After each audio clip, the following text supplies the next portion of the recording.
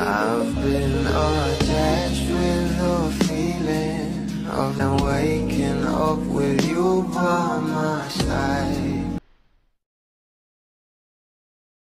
Hapon nga guys ay marami talagang kinilig sa nalaman patungkol sa couple na sila Donnie at Bel Mariano. Nahatid sundo talaga ni Donnie itong ating Bel sa Switzerland at sabay talaga silang dumating dito sa Pinas. Pero ito nga guys ang pag-uusapan natin. Post nga na ito ng ating Donato na kung saan ay nasa Spain nga ito para sa work nito. Pero agaw pansin nga ang suot nitong kwintas at ang pendant nito. Narito nga guys ang nasabing post na kung saan ayon nga sa mga bula ay maybe I need a new set of sight. Bellflower talaga ang nakikita ko sa pendant.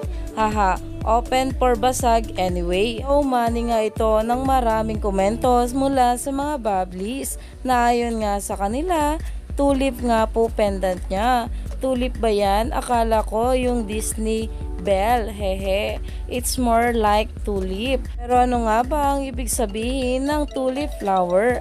Narito nga guys at talaga namang sinearch pa ito. Ano nga ba ang ibig sabihin? At ito nga guys ang ibig sabihin ng tulips flower.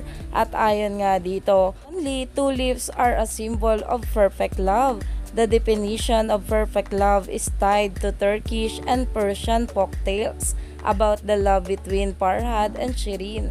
There have been quite a few variations of this tale over time. As one story goes, Farhad was prince who fell in love with a beautiful woman named Shirin. Talaga magsoko ito ang ating mga bablis patungkol sa ating Don Bell. Kaya naman marami na namang mga bablis ang natuwa patungkol dito. Kaya stay tuned lang tayo for more updates.